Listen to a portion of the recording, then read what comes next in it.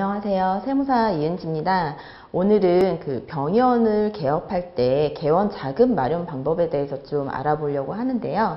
개원 자금 마련을 할 때 이렇게 크게 자기 자금이 있고 증여를 받아서 이제 개원 자금을 마련할 수도 있고 대출을 받아서 이제 개원 자금을 마련할 수도 있는데요.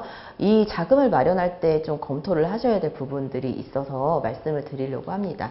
자기 자금으로 이제 개원을 하시려고 하시면 좀 본인이 이제 돈이 많으시니까 굳이 대출 안 받고 이자 비용 안 내고 본인 돈으로 이제 개원하시면 제일 깔끔하게 시작을 하시는 거죠. 하지만 이자 비용이 아예 없기 때문에 이런 이자 비용에 대한 절세 효과가 전혀 없다라는 걸 알고 계셔야 되고요. 그리고 투자 기회 비용을 상실하게 된다는 게 가장 큰 문제점이죠. 예를 들어서 5억 원의 개원 자금이 이제 소요가 됐는데 그 개원 자금을 본인 돈으로 이제 다 마련을 했어요. 근데 대출을 받았을 경우에 대출 이율은 3%고 그 5억을 내가 다른 데에다가 뭐 부동산이나 뭐 채권 같은 데 투자를 했을 때 10%의 수익률을 올릴 수가 있다라는 투자처가 있으면은 굳이 내 돈으로 이렇게 개원 자금을 하지 않고 대출 받아서 개원 자금을 마련을 하고 이자 비용을 비용 처리하면서 절세 효과도 같이 누리시는 게 좀 현명하신 거죠.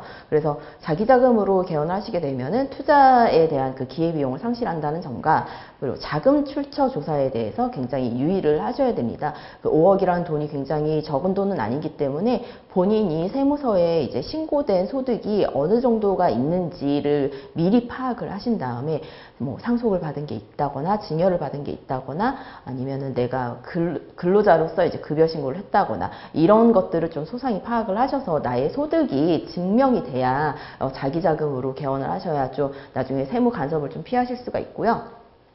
증여를 받게 되시면은 증여세율이 좀 높죠. 우리나라 증여세율이 이제 10에서 50%까지 이제 부과가 되는데 배우자한테 만약에 증여를 받게 되면은 10년 동안 한 6억까지는 세금이 없어요. 그래서 배우자한테 6억 정도 증여받아서 개원을 하셔도 되시고요.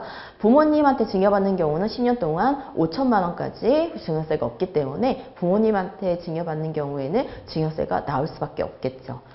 대출을 받아서 이제 개원 자금을 사용하신다라고 하셨을 때는 주의하실 점이 이 대출받은 금액을 개원 자금에 사용했다라는 게 입증이 되어야 합니다. 입증은 어떻게 하느냐? 세금계산서를 받거나 우리가 영수증을 받거나 자금 이체 내역이 증명이 다 돼야 되겠죠.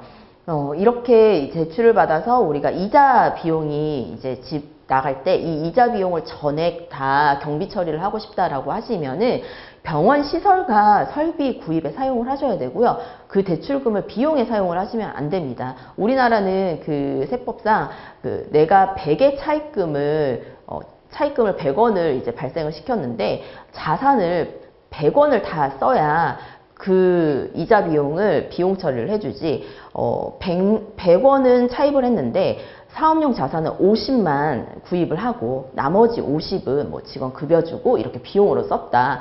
그러면 이자 비용이 10이 발생을 했어요. 그러면 이자 비용 10을 다 비용 처리를 해주냐? 아니죠. 사업용 자산 비율만큼 50%만 비용 처리를 받게 되니까 이 부분을 좀 유의를 해주셔야 되고요. 감가상각 기간에 맞추어서도 좀 적절한 대출금 상환이 이루어져야 되는데 왜 감가상각 기간에 맞추어서 상환이 되어야 하는지는 다음 시간에 좀 더 자세히 알려드리도록 하겠습니다.